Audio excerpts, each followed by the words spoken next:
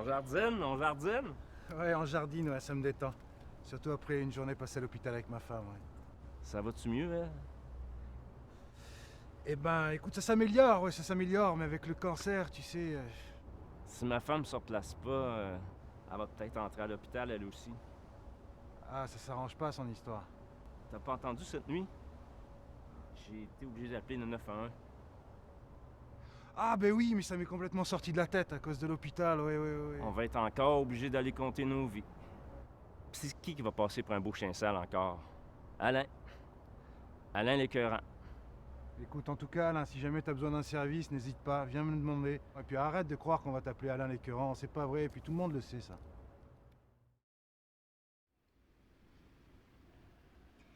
Marie, je sais pas comment te demander ça. Tes massages, je vais y aller direct. Est-ce que tu bois? Quoi? Il a réussi à te faire croire que je buvais? Je bois pas plus que toi. On boit quasiment pas ni l'une ni l'autre, tu le sais. Je dis pas que t'es alcoolique. Tu prends des antidépresseurs. Il suffit juste d'un verre ou deux pour perdre la carte. Les antidépresseurs ont pas d'effet secondaire.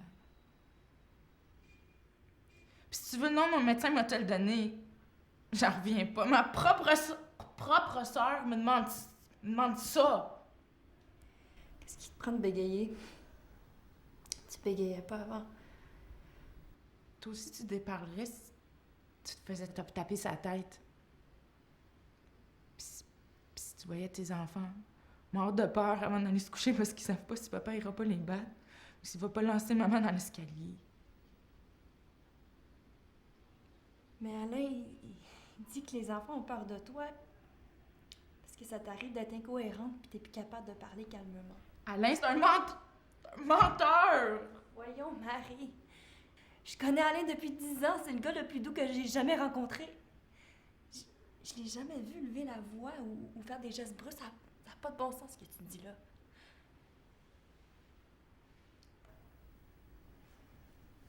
Pourquoi tu te sépares pas d'abord?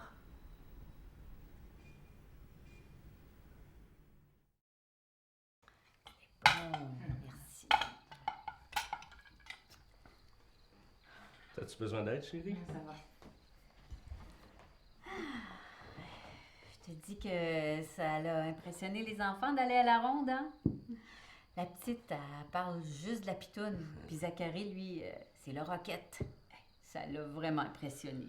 T'es patient, mon gendre, d'aller passer une journée à ronde tout seul avec 2 enfants. Là. Ça m'a fait plaisir. Surtout que ces temps-ci, les enfants n'ont pas tellement la chance de s'amuser. Qu'est-ce que tu veux dire? Ben, tu sais. Ok, fin le beau Alain. Il amène ses enfants en ronde. Ah, la vilaine Marie, elle n'est pas allée à ronde avec ses enfants. Je suis pas allée à la ronde parce qu'il voulait pas. Puis dis-nous donc, c'était qui l'autre madame dont les enfants m'ont parlé? C'est une de mes clientes que j'ai croisée par hasard. Marie, personne te reproche de pas être allée à la ronde. Hein? Il vous manipule. Il voulait pas que j'y aille à la ronde, il voulait y aller tout seul. D'habitude, la ronde, c'est dans le sous-sol.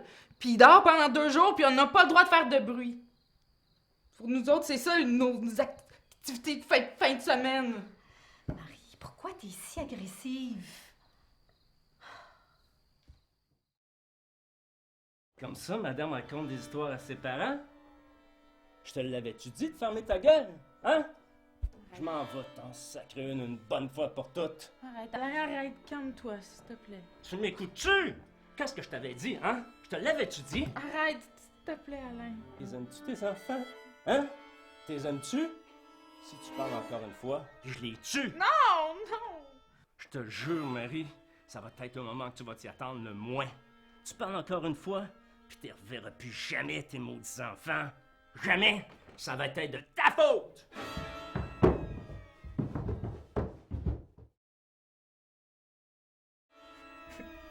C'est mes enfants, puis tu les auras jamais.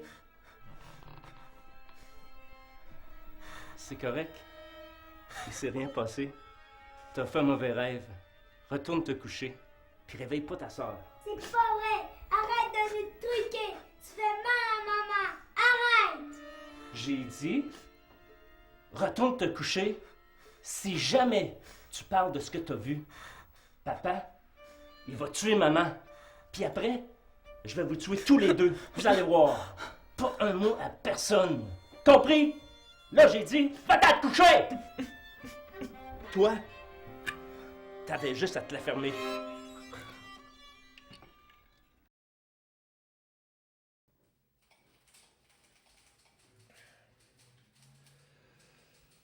Vous dites que votre femme s'est jetée en bas de l'escalier, c'est bien ça? Mais elle avait des marques sur les bras, puis elle n'a pas pu se faire ça toute seule. Vous expliquez ça comment, ces marques-là, vous? Je vous l'ai dit. J'essayais de la retenir pour pas qu'elle jette en bas. Je comprends pas pourquoi qu'elle dit ça. Je suis pas un gars violent. Demandez-le à tous mes voisins. Ils vont vous le dire. Quand elle prend de l'alcool avec ses médicaments, je la reconnais plus. On dirait qu'elle sait plus ce qu'elle fait. Dites-moi qu'est-ce qu'il faut que je fasse pour l'aider. OK. Assurez-vous d'être disponible si on a besoin de vous.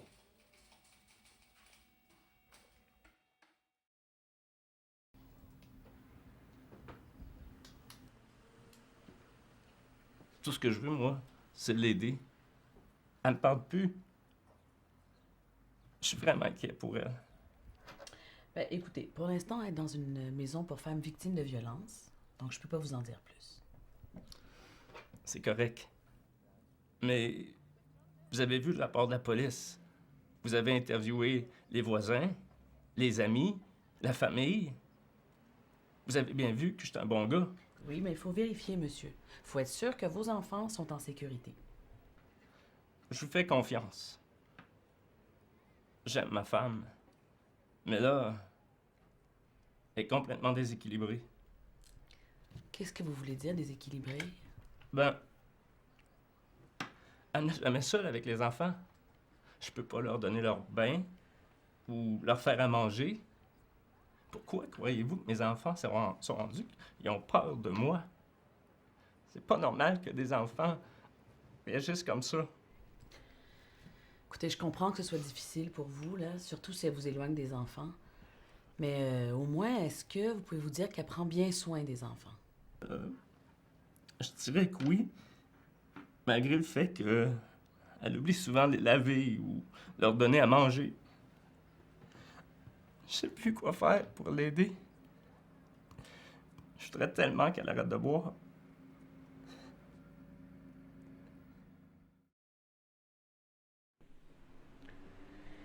Bon, alors écoutez, là, vos enfants, ils peuvent plus rester avec vous. Vous êtes en maison d'hébergement, puis c'est pas une atmosphère qui est réconfortante pour les enfants.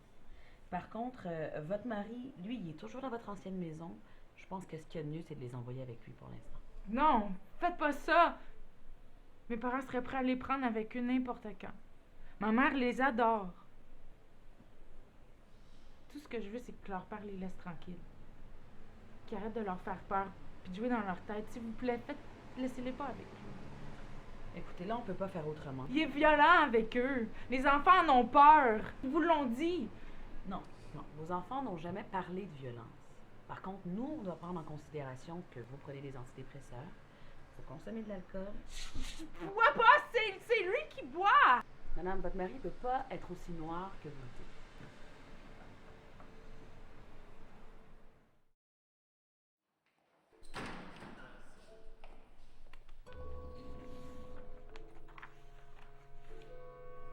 Après avoir entendu de nombreux professionnels et le témoignage des voisins et des membres des familles des deux parties, après avoir constaté qu'il n'y a aucune preuve directe de violence envers les enfants ou madame, étant donné que monsieur collabore très bien avec tous les intervenants, étant donné que madame est dans l'incapacité de travailler et n'a aucune source de revenus, que son état psychologique est fragile et qu'elle est actuellement incapable d'entreprendre tout travail psychothérapeutique de remise en question de ses attitudes envers son ex-conjoint.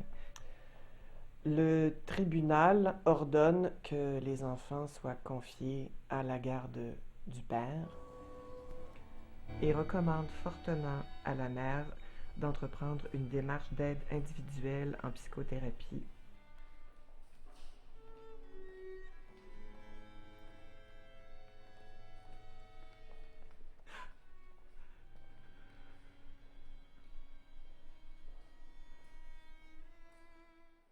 Mais lui, au lieu de te faire l'amour, il te fait la violence.